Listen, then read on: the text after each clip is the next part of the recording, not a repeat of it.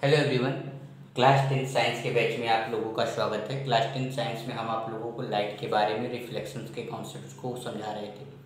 हमने आपको रिफ्लेक्शन के कॉन्सेप्ट में कई सारे पॉइंट बता दिए, जिसमें लास्ट हेडिंग पर हम लोग साइन कन्वेंशन और मिरर फार्मूला के बारे में जानकारी ली थी। आप लोगों ने इस पर सवाल भी हो सकता लगाया हो। आज का जो हमारा टॉपिक है वो है linear magnification. Linear magnification of mirror.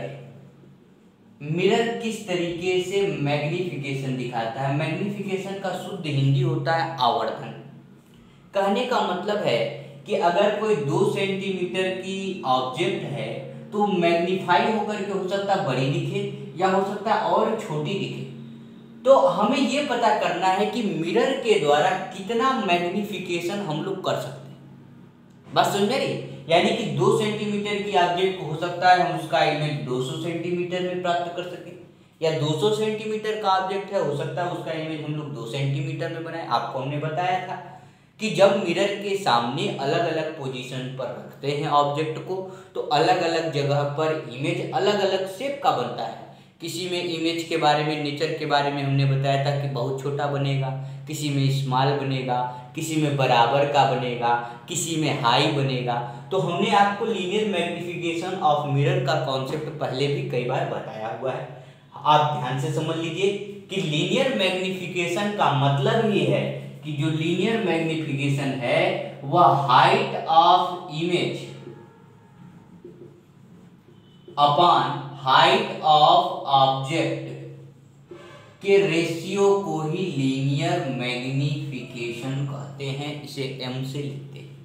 तो ध्यान से समझिए, लीनियर मैग्नीफिकेशन का मतलब है किसी ऑब्जेक्ट की इमेज की हाइट और किसी ऑब्जेक्ट की हाइट का रेशियो ही लीनियर मैग्नीफिकेशन कहलाता है।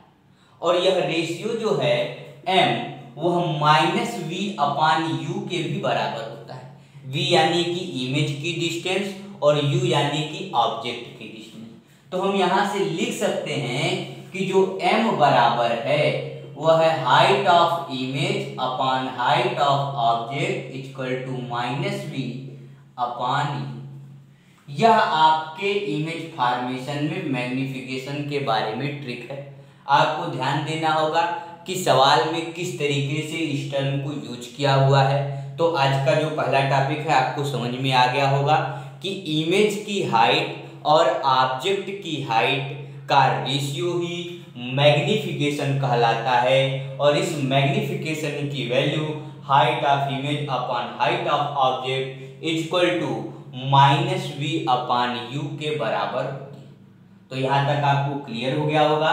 अब इसके बाद में देखिए, अगर मैग्नीफिकेशन की वैल्यू पॉजिटिव आ रही और मैग्नीफिकेशन की वैल्यू निगेटिव आ रही, अगर मैग्नीफिकेशन की वैल्यू पॉजिटिव आ रही है तो इसका मतलब जो इमेज फॉर्म हो रहा है वह वर्चुअल एंड इरेक्ट इमेज का फॉर्मेशन हो रहा है। आपको ट्रिक के लिए याद रखने के लिए बता दें कि अगर किसी मैग्नीफिकेशन की वैल्यू पॉजिटिव दी गई है तो उसका मतलब है कि जो इमेज है वह वर्चुअल और इरेक्ट बनेगा। और अगर किसी मैग्नीफिकेशन की वैल्यू निगेटिव दी गई है तो इसका मतलब है कि जो आपका इमेज है वह रियल बनेगा। बात क्लियर है? तो कहने का मतलब है मैग्नीफिकेशन क्या होता है? इमेज की हाइट और ऑब्जेक्ट की हाइट का रेशियो ही मैग्नीफिकेशन कहलाता है। अगर यह वैल्यू पॉजिटिव होता है तो इमेज हमेशा वर्चुअल बनता है, सीधा बनता है।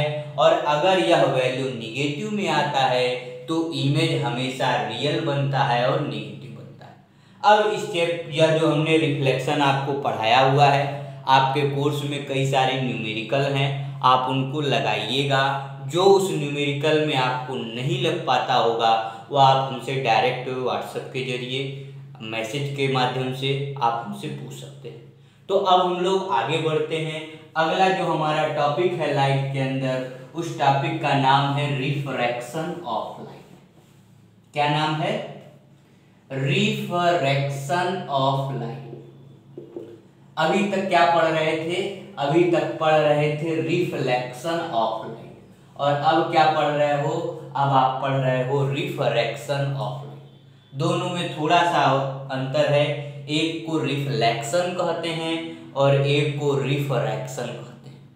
केवल मीनिंग में थोड़ा सा फर्क है, लेकिन मीनिंग के अलावा इसके कॉन्सेप्ट भी एक दूसरे से बहुत ज़्यादा डिफरेंट है। बात समझ में आ रही है? ध्यान दीजिए, रिफ्लेक्शन में आप क्या पढ़ते थे?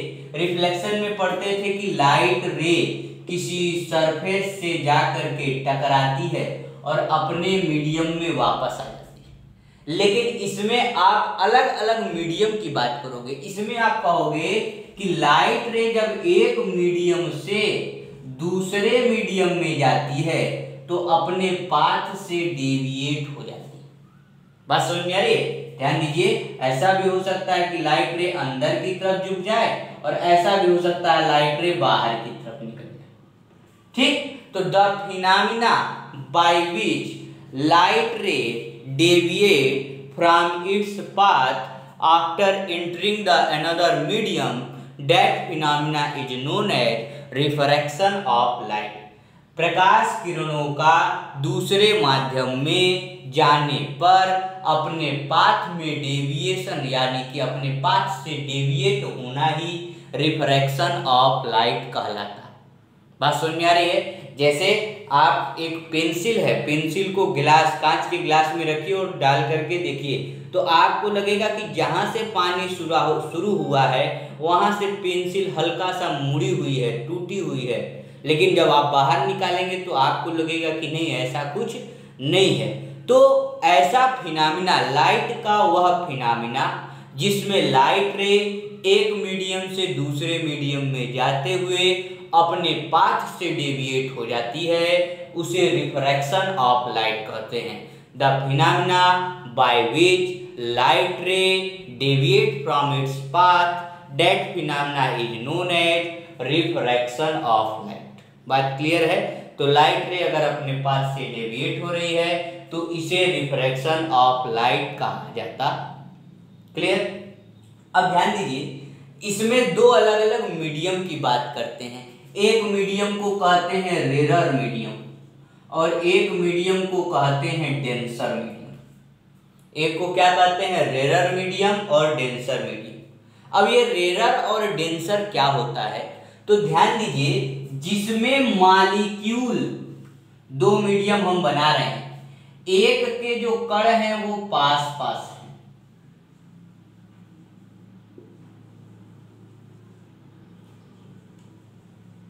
और एक के कणों के बीच में गैप है। जिनके कण पास पास हैं वह मीडियम आपका डेंसर मीडियम कहलाएगा और जिनके कण दूर दूर हैं वह मीडियम आपका रेरर मीडियम कहलाएगा। ध्यान समझिए, अगर एयर और वाटर की हम बात करें तो एयर के जो मॉलिक्यूल होते हैं वह दूर दूर होते हैं और वाटर के molecule as comparison to air पास पास होते हैं। तो इस केस में क्या होता है कि जो एयर के मॉलिक्यूल हैं वह दूर दूर हैं और वाटर के मॉलिक्यूल हैं वह पास पास हैं।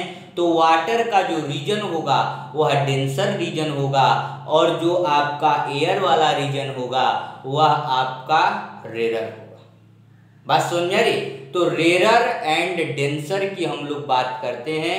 रेरर और डेंसर का मतलब आपको समझ में आ गया होगा, सघन और विरल माध्यम। क्लियर है बात?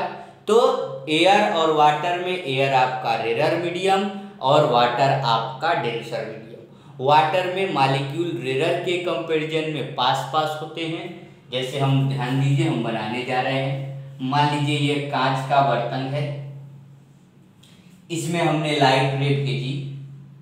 जब इसमें हम लाइट रे भेजते हैं तो यह लाइट रे थोड़ा नीचे की तरफ बेंड हो जाती है, झुक जाती है, अपने पाथ से डेविएट हो जाती है और इस मेथड्स को रिफ्रैक्शन ऑफ लाइट कहते हैं।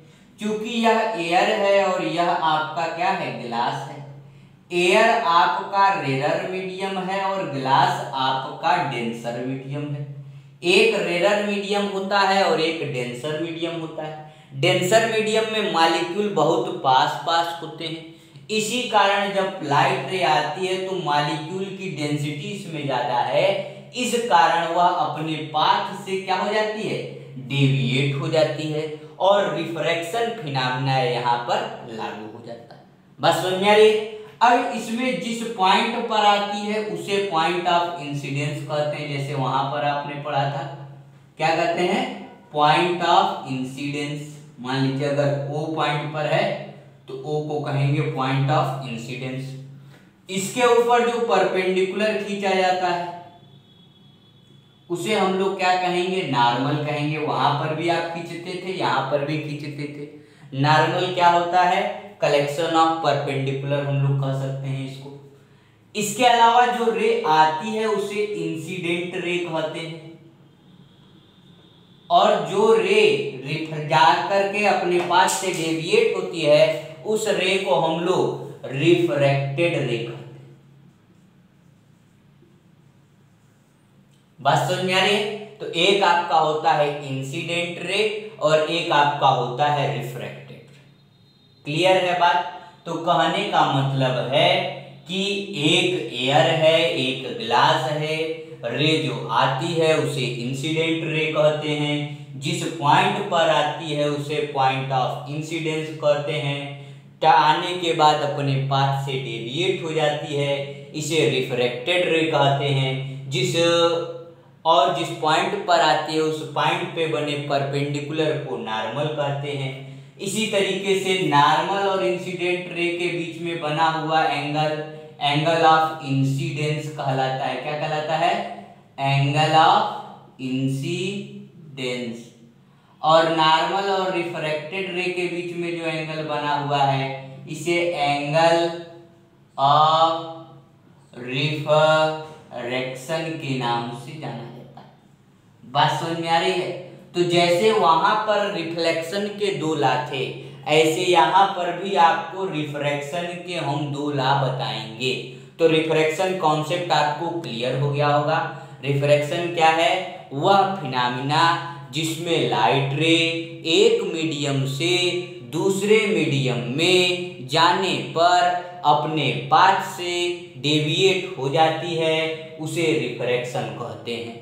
इस फिनोमेना में जो लाइट आई है, इंसिडेंट रे, रिफ्रैक्टेड रे, point of incident, angle of incidence, angle of refraction. बात क्लियर हो गई। अब ध्यान दीजिए, जो इसका पहला लॉ है, पहला लॉ यही है। पहला लॉ क्या है, जो आपने रिफ्लेक्शन में पढ़ा है वही आपका पहला लॉ रिफ्रैक्शन में भी है। क्या वहां पर आपने पढ़ा है पहला लॉ कि पॉइंट ऑफ इंसिडेंस हो, नॉर्मल हो, इंसिडेंट रे हो, रिफ्रैक्टेड रे हो, ये सारी चीजें सेम प्लेन पर होती हैं। एक ही प्लेन पर ये सारी चीजें होती हैं, चाहे वो इंसिडेंट रे हो, चाहे वो नॉर्मल हो, चाहे वो रिफ्रैक्टेड रे हो, चाहे वो एंगल ऑफ इंसिडेंस हो। जो भी चीजें इसके अंतर्गत आती हैं वह सारी की सारी चीजें सेम प्लेन पर होती हैं। बात क्लियर है। यह आपका रिफ्लेक्शन में भी पहला लॉ था यही, और यही आपका रिफ्रैक्शन में भी पहला लॉ। दूसरा लॉ रिफ्लेक्शन में क्या था कि आई जो है वो आर के बराबर होता था, लेकिन यहाँ पर वह चीज नहीं होती। यहाँ पर क्या है कि यह जो आई है और आर है, तो वैज्ञानिकों ने कहा कि जो आई का साइन है, साइन ट्रिग्नोमेट्री में पढ़े होंगे, sine function, cos function, tan function, तो एंगल ऑफ इंसिडेंट और एंगल ऑफ रिफ्रैक्शन दोनों के साइन का रेशियो हमेशा कांस्टेंट होता है, और इस कांस्टेंट को रिफ्रैक्टिव इंडेक्स के नाम से जानते हैं। कुछ किताबों में इसे n और कुछ किताबों में इसे म्यू से रिप्रेजेंट करते हैं। बात समझ में आ रही है। फिर से देखिए, जो आपका अगला लॉ है, अगली बात है, वो क्या कहता है कि the sine of incident angle and refracted angle is always constant that constant is known as refractive index. और बात आपको यह भी बता दे कि यह जो दूसरा लॉ है इसे एक अलग लॉ के नाम से भी जाना जाता है, जिसे स्नेल्स लॉ के नाम से जानते हैं। बात समझ में आ रही है? यानी कि रिफ्रैक्शन का जो दूसरा लॉ है उसे स्नेल्स लॉ भी कहते हैं। यह लॉ क्या कहता है? यह लॉ कहता है कि साइन आई और साइन आर का रेशियो एक कांस्टेंट के बराबर है। उस कांस्टेंट को रिफ्रैक्टिव इंडेक्स या म्यू के नाम से जानते हैं। बात क्लियर है? अब ध्यान दीजिए, जब रेरर से डेंसर की तरफ आपकी लाइट रे जाएगी, मान लीजिए ऊपर वाला मीडियम रेरर है और नीचे वाला मीडियम डेंसर है। जब लाइट रे रेरर से डेंसर की ओर जाएगी तो नॉर्मल की तरफ बेंट हो जाएगी। लेकिन अगर उल्टा होता है, डेंसर से रेरर की ओर जाती है तो नॉर्मल से थोड़ा सा क्या हो जाती है? थोड़ी सी दूर भाग जाती है। यानी कि रेरर टू डेंसर जाने पर लाइट रे बेंट टुवर्ड्स नॉर्मल होती है और डेंसर टू रेरर जाने पर लाइट रे अवे टुवर्ड्स नॉर्मल से थोड़ा सा दूर हो जाती है। अब इससे जुड़े हुए कई सारे पॉइंट्स हैं, रिफ्रैक्टिव इंडेक्स के कई सारे पॉइंट्स हैं जिनको हम आपको आगे बताएंगे। आज के लिए इतना ही। अब इसको ध्यान से देख लीजिएगा, बुक से भी देख लीजिएगा और पिछले चैप्टर के न्यूमेरिकल भी आप जरूर लगाइए।